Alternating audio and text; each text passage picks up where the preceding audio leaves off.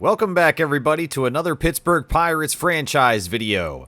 We ended last episode after the draft where we solidified what could be some key players in the future of the Pittsburgh Pirates. We're 55-41 right now, 4 games back behind the Brewers, and we will be moving forward today and trying to finish as much baseball as we can to get towards the end of the year. It is going to take a few more videos still, but that's the goal, is let's go ahead and get to the end fast and see if we can make a playoff run or if we peter out there at the end and just lose steam on the way towards October.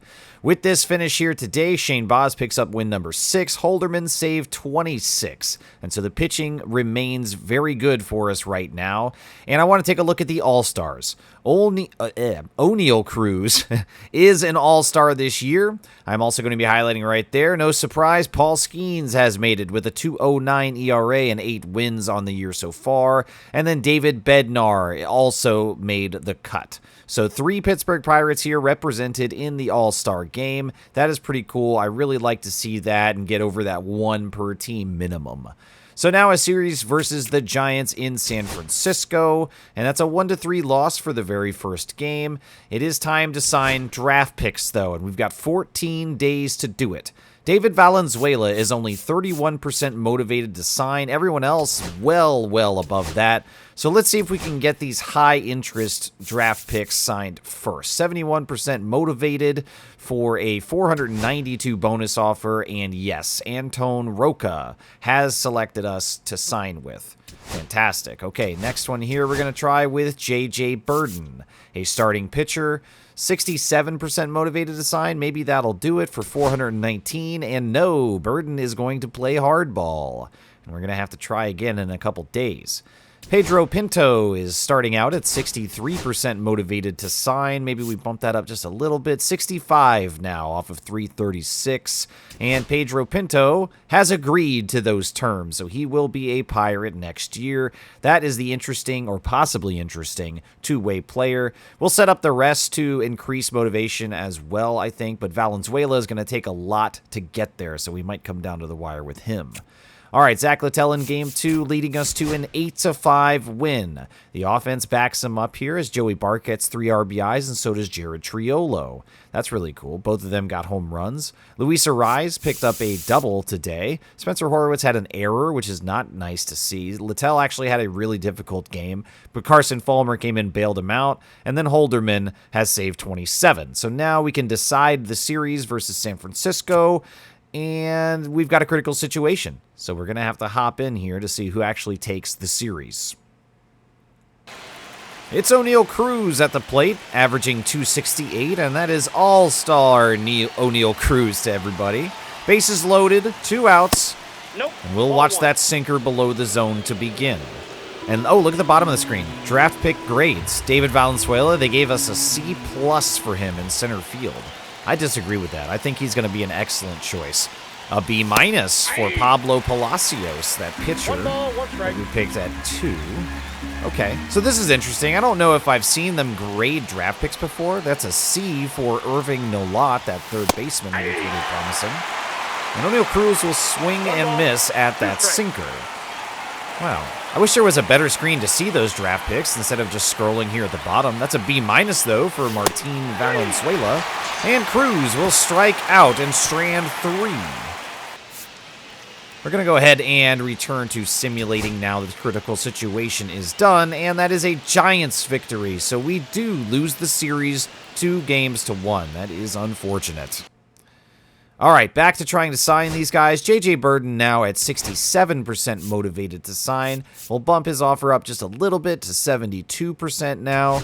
And he has accepted our offer. So there we go. Another starting pitcher down in the farm. Pablo Palacios, I'll increase a little bit. Try 59%. And wow, that actually worked. Okay, I didn't really expect it to, but happy to sign him for $2.1 million. And now Irving Nolat is still only at 53%. We'll let some time pass to increase his interest. I'm looking at contract extensions now, and if there's anybody on this team that has earned a contract extension, it's going to be Colin Holderman, but he does have 2 ARB years left. Joey Bart, I think, is another one. Now, he's 29 years old, having the year of his life, averaging 327, slugging 500. Joey Bart has showed up like never before this year, and it's really, really been awesome to watch. And just like I said about Holderman, if anybody deserves it, Bart probably does. He has one more year left of ARB. That'll place him at 30 years old, though, and he'll be striding right into his prime. And so I do think that I want to offer Joey Bart an extension. I'm looking at 3 years, and he wants 6.8 per year. I'm going to have to increase up a little higher than that, I think. Yeah, we'll try 21 million, a flat 7 per year to get his interest up, and that's probably about 85%. Let's go ahead and offer this and see if he takes it. And he will. So Joey Bart is going to have 3 more years with us.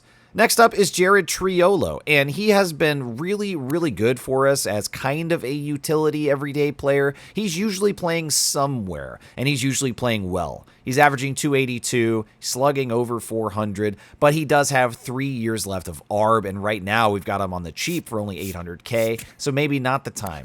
How about Clevenger? He's got 1 ARB year left, and he has been phenomenal.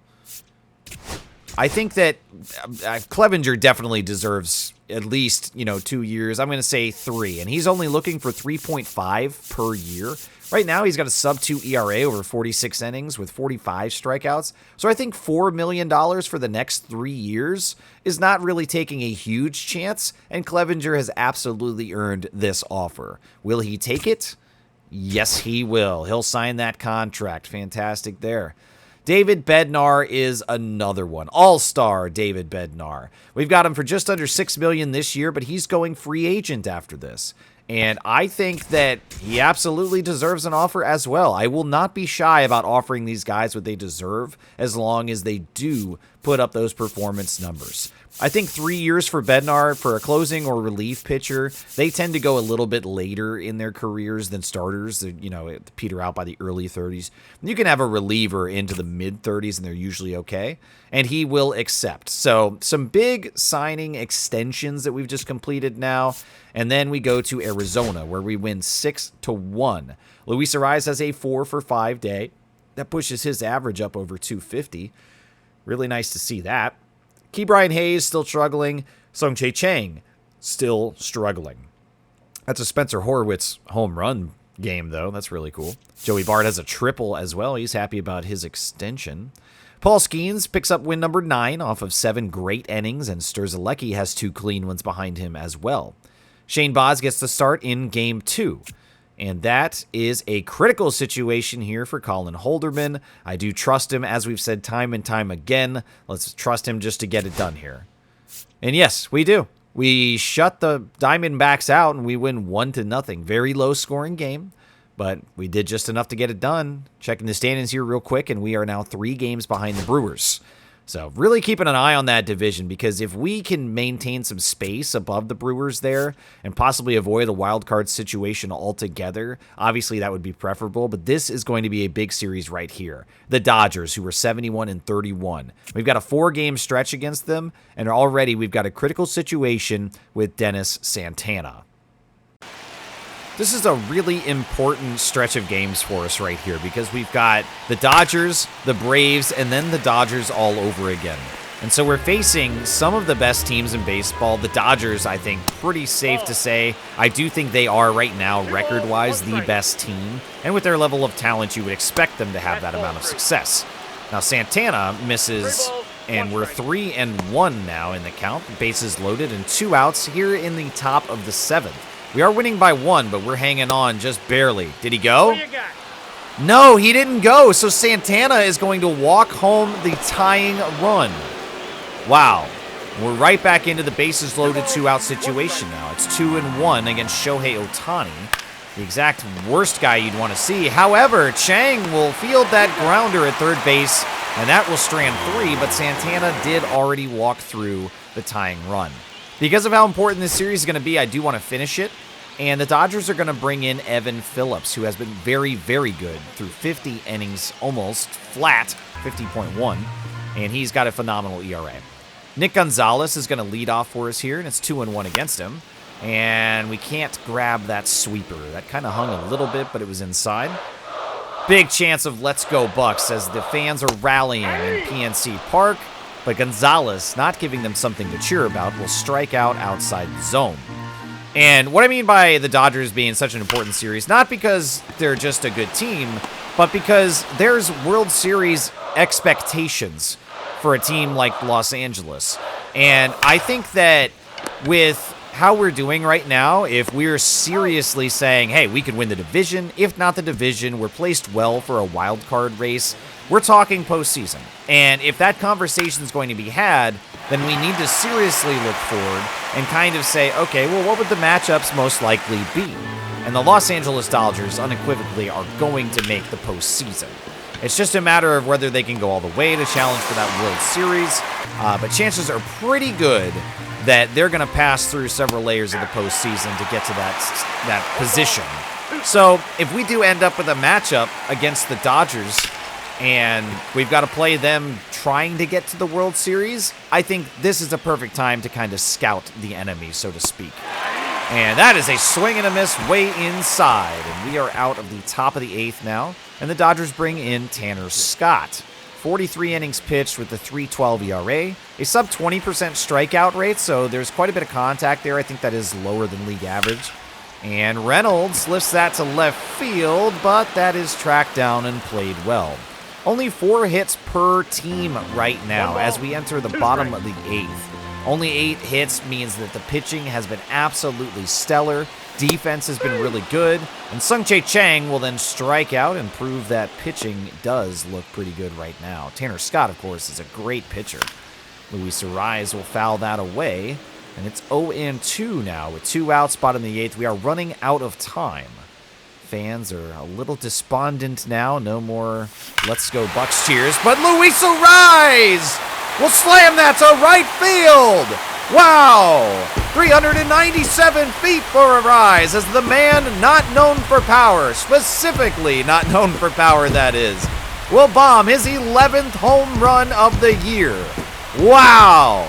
A solo shot to put Pittsburgh back on board. And Pittsburgh does love Luis Ariz. What a sight right there. All the fans on their feet going wild. And Ariz has now given us something really, really good to go after. O'Neal Cruz is next, and he'll hit that hard, but it goes right to third base. And now, it's going to be a top of the 9th save situation, and you know who it's going to be.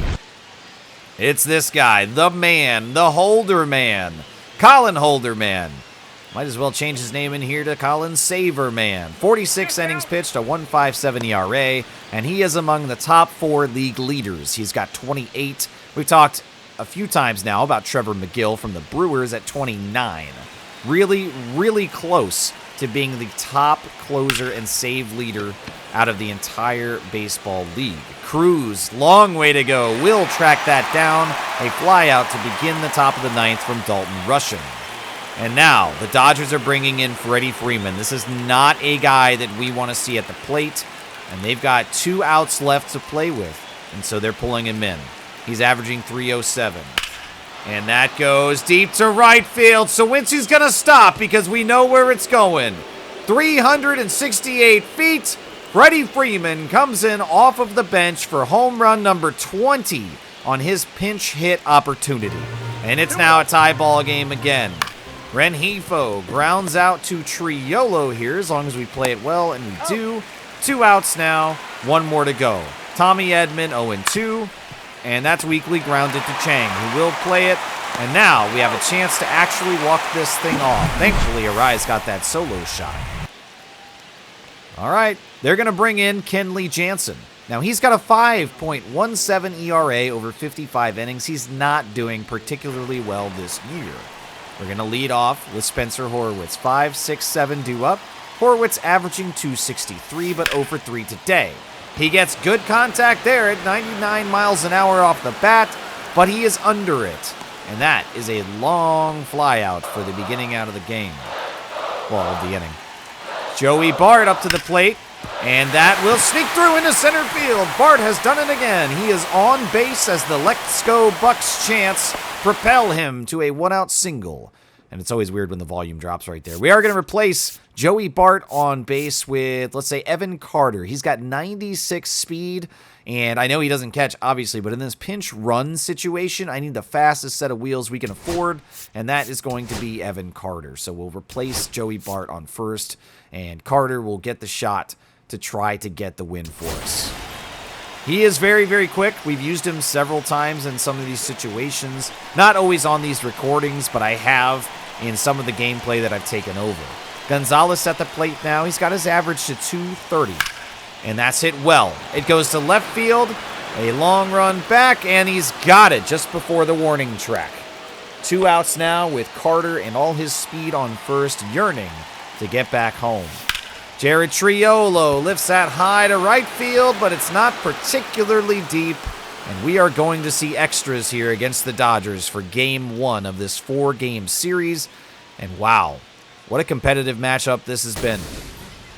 All right, we've got to put in Endy Rodriguez. Obviously, Evan Carter is not going to be catching for us, and it's a whole new situation for Colin Holderman.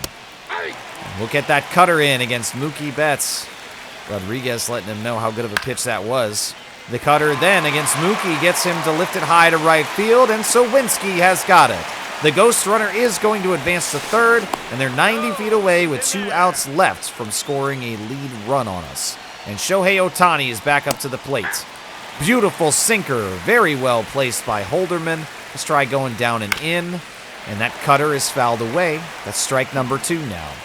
Holderman just needs 1 left. Let's go in again, maybe a little further this time. Wow, almost dead center, and he'll watch the cutter. That's strike 3 and out number 2. Holderman is very close to finishing this inning as well. Really good. The umpire is going to uppercut a ghost and start the invisible lawnmower. Teoscar Hernandez now 0 for 4 today. He gets that into center, and Cruz is under it. Holderman has held them one more time, in line for the win if we can walk it off. It's going to be Jack Sowinski, and we'll show bunt here. We've got a runner on second. Just trying to fake out Jansen, maybe. Nope. It goes in the dirt. And because of that, he's safe at third. We've got 3 outs to get Jared Triolo home. That's his 8th stolen base of the year. He's not a real big base threat. He's only got a 48 steal rating, but it worked to perfection there. Sowinski will strike out. And now we've got 2 opportunities left. It's Brian Reynolds, 0 for 4 today, and we've been able to depend on him so much throughout the last 2 years. And he will lift that to center field. Whether it goes out or not is irrelevant because that is deep enough to get 73 speed home. Brian Reynolds with a sacrifice fly. RBI has won the game against the Los Angeles Dodgers. That is an awesome moral victory as well. Like I said, World Series aspirations and expectations for the Dodgers, and we just beat them in an ultra-competitive game. Really, really good. And now on the rankings, 2.5 games back from the Brewers. They are 3-7 in their last 10, giving us the opportunity to get closer. Let's try signing Irving Nalat, and yes, he will accept it. So we've got another third baseman in the pipeline now, and we'll leave both Valenzuelas on the list to increase their interest. In the wild card race, were we to lose the division, right now we are safe. 3.5 games up from the Giants, and we are 4.5 games back from the Phillies. So positioned pretty well right now, but there's quite a bit of baseball left, and 3.5 games does not give me that much safety considering we're still in July. But that's another win against the Dodgers, 3-1, and Andrew Abbott is credited with the win. Offensively, not too much going on. Brian Reynolds hits twice today. Spencer Horwitz also twice with 3 RBIs. Wow, 2 home runs for Spencer. Andrew Abbott gets win number 7. He only walked 4 through 6 1/3. He allowed 1 earned run, and then Holderman gets save 29. Bednar hold number 27. Really, really good relief pitching. Game 3 has Paul Skeens on the mound versus Tony Gonsolin. Can we win in 3? Yes, that is another 3-run game where we held them to 2 runs or less. This has been probably the best baseball series that we've seen considering the competition. Another home run from Spencer Horwitz. Evan Carter also launching one over the wall. Spencer goes 2 for 3. And Jared Triolo stole another base. That's fun. Paul Skeens goes 6, and he allows 1 earned run with 12 strikeouts. He mowed him down. Colin Holderman actually gets win number 9 on the year. So in addition to almost being the save leader for all of baseball, he's picked up 9 wins. That's simply incredible. His ERA is a 1.79 right now, and his overall has increased up to 80. He's only allowed 4 home runs over 50 innings, 48 strikeouts as well. Colin Holderman has just been the man, and I cannot shut up about it. I will not shut up about it. He's so good right now, man. All right. Could we do what some would consider be impossible for this team? A 4-win series against the Dodgers? Next up is the Braves, and like I said, competition over the next couple weeks. The Braves are 70 and 34, right there hanging with the Dodgers, competing to be the best team in baseball, and then another series is coming up next against LA again. After that, we do get a reprieve with the Rockies, who are 34 and 71, so the competition level comes down, and then we face the Cardinals, who are 38 and 67, the Diamondbacks, who are trying to go for the wild card race as well, but they're under 500. The Sox are at 65 wins, and then we see Atlanta one more time. After that, it's New York at 48 and 57. They are struggling this year. And then division rivals and current leaders, the Milwaukee Brewers. This is going to be a very, very tough month of baseball coming up. And I want to look at the schedule for the Brewers and see how that compares, because we've got a really tough run. So right now, they're about to finish a series versus the Giants. They are right behind us in the wild card race. Then the Padres at 53 and 52, struggling to stay above 500. After that, they've got Arizona, and we talked about them already at 51 and 53. So far, our schedule is harder. Yeah, they go right back against the Padres. And then the Cubs, who are in the basement for us right now at 36 and 69. The Reds, not much better at 46 and 59. Then the Cardinals again, and then down to Tampa Bay, 52 and 54. Arizona, one more time after that, and then we meet for that 4-game series at the end of August. So we absolutely have a much more difficult schedule to get through as we try to climb the ladder and beat the Brewers for the division. It's going to be very tough. But I think that there is a chance that we do it. I think right now we should look at team rankings. Let's go to batting average and see how we do offensively. We are 15th, averaging 255 as a team collectively. Brian Reynolds with 279 listed as the leader there. Next up, we've got the runs scored, and we are 20th. We are actually pretty far below average. That's lower than I thought we would be. For hits, we rank 14th, right there in the middle of the pack with 919. And the reason I want to look at these, as we're 28th in home runs, is I asked the question at the start of this season. And I said, what kind of an identity are we going to have? With runs batted in, we rank 20th at 401. So it's becoming clear based on these rankings that our success right now is really not because of the bats. We were ranked 8th for stolen bases, and that's really nice. I'm proud of that one. For base on balls, we are 9th. So a couple top 10 categories that we're performing in right now. That's really good. Slugging percentage, we're down to 20th. So, like I said, this is not an offense-first team. On-base percentage is 12th, so we're nearing the top 10 there. For errors, we're right in the middle of the pack at 47, so we're not stellar on defense either. Our fielding percentage is, again, at 15 with a 988 fielding percentage. And then for ERA, here we go. We are ranked 2nd, just behind the Orioles, which makes my heart happy as an Orioles fan. But a 3.23 ERA for all of our pitching combined is incredible. For shutouts, we are tied for 3rd with 12. And so another really, really good pitching stat for us. For saves, despite Holderman's success and near save leader status, we are 18th. So we are behind on that. That might just be close games. For blown saves, we've got 17. Only 6 belongs to Colin Holderman. And hits allowed, we are actually tied for 1st. Can you believe it? The Cincinnati Reds and the Pirates both have 811 hits allowed, and that is good enough to tie for 1st. And then Cleveland's behind at 850, so it's not very close. We are tied for 2nd for runs allowed, and tied with the Orioles, that is. And then the Boston Red Sox are only allowing 1 less run than both of our teams. For earned runs, tied for 2nd at 342, and it's the same setup. Us and the Orioles tied for 2nd, Boston Red Sox just above us. So clearly, pitching is our forte, and I'm really, really thrilled to see that. For home runs allowed, we're in second place. I mean, it's just incredible what we've been able to do with this pitching staff and how well these guys are performing after only one full year of development and now more than halfway through season 2. It's very, very clear. This is a pitching dominant team, and that is what we are riding right now, all the success as we hope to see October in year 2. And it was really, really a surprise for me to see these rankings. For strikeouts, we're ranked 8th. And we are not very far behind 7 there. Paul Skeen's leading with 138 strikeouts. But how cool is this, you guys, that we've got such an incredible pitching staff? The next thing I want to look at as we are solidifying the chances to see the playoffs, I need to make some moves here. And I think Ke'Bryan Hayes has had plenty of time.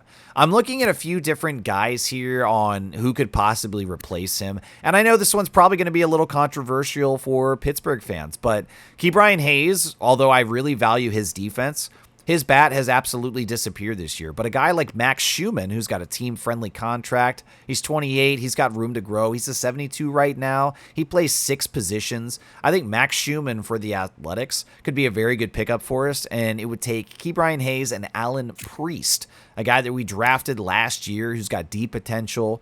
He's doing really, really well in AA right now, but I don't think that's sustainable with his low overall and low potential. I know there's a slight chance he could grow out of that, but Alan Priest most likely will not be useful for us. And so him performing well in AA right now just gives him more value. And so we are going to make this trade and lock this in and pick up Max Schumann from the Athletics. So now, Game 4 versus the Dodgers, we will finally get to it. Shane Baz versus Shohei Ohtani on the mound, and that's a loss. The Dodgers finally overcome our pitching, and it's a 3-6 win for them. Endy Rodriguez at first base, coming off the bench, goes 2 for 5 with 2 RBIs. Good for him. Sung-Chae Chang is still averaging only 201, but right now Max Schumann, our new acquisition, is averaging 309. So he's got a really hot bat this year, and it's been pretty sustainable. Our first game versus Atlanta, we lose 2-9. That's a big, big victory for them. 7 hits for us, 3 walks, and 6 strikeouts as we only get 3 doubles from Sung-Chae Chang, Luis Arraez, and Jared Triolo. Arraez going 2 for 4 is the best offensive day. And then Jared Jones, he actually did have a quality start, but Bednar and Clevenger, rare to say that they lost the game for us, but they definitely did, despite Jared Jones picking up loss number 12. All right, can we bounce back in Game 2? Yes, we can. That's a 5-2 win, and Zach Littell propels us forward there. We only got 5 hits. We did pick up 5 walks, which I do like to see, but out of those 5 hits that we got, 3 were home runs. Reynolds, Horwitz, and Carter all going yard to give us just enough to get by. Zach Littell, 7 great innings. Santana and Holderman behind him, and that's number 30 for Colin Holderman to save the day today. The Padres acquire Yuri Perez from the Marlins, and they gave up Jackson Merrill and Matt Waldron. That is a big-time trade for both of those teams, and man, we just lost the series versus Atlanta. Brian Reynolds goes 2 for 4, picks up 2 RBIs. He had a home run, so it was most likely a 2-run blast. Evan Carter with a home run as well, but 3 runs is not going to do it most of the time against this level of competition. Andrew Abbott picks up loss number 11 after giving up 4 runs. The relief was really nice behind him, and Sturzelecki is now nearing 3 ERA territory. We'll try to sign Martin Valenzuela or Martin Valenzuela. I haven't decided what feels more comfortable there, and he will accept. So there's 1 man left, 2 days to go. Now we're out of time. We've got no one left to sign, so let's offer all that we can, and Valenzuela declines it. We have 1 more shot, literally 1 more chance to sign this man. And today is the trade deadline. Any moves that need to be made have to be done right now. And I think the experiment is probably over at shortstop. Sung-Chae Chang has seen some good development. He's had flashes of brilliance there, and he's played a couple different areas for us, but right now he's averaging 200, and he did a lot better last year. We've got Connor Griffin in the pipeline, but at 64 overall, Griffin is not the guy that I want to try to depend on going into the postseason. Maybe we can get Gunnar. No, I'm just kidding. That's not going to work. What about somebody like Colson Montgomery for the Chicago White Sox? I know that they don't have any hope of the postseason. This trade would make sense. Right now, he's got to be one of their best players. He's a 72 overall. He's seeing increases everywhere. He's a competent defender. He's averaging 260, slugging 455. He's got 13 home runs. He's taken 34 walks.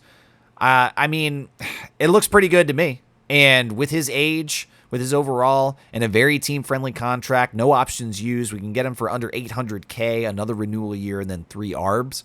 I think that this is a very, very enticing deal.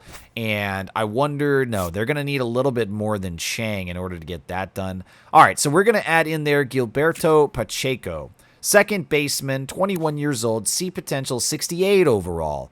He's another one that, he could make it to the show here shortly as he nears 70 overall. He's performing really well, but only in Double-A. He's another one kind of like that Allen Priest package deal, who's doing good and gives himself value to get us there. And I am going to go ahead and offer this trade to the White Sox, and we will pick up Montgomery. So now, 2.5 games back, this is where we're going to leave it. Some big moves made. You guys please let me know what you think, and I'll catch you soon for the very next video.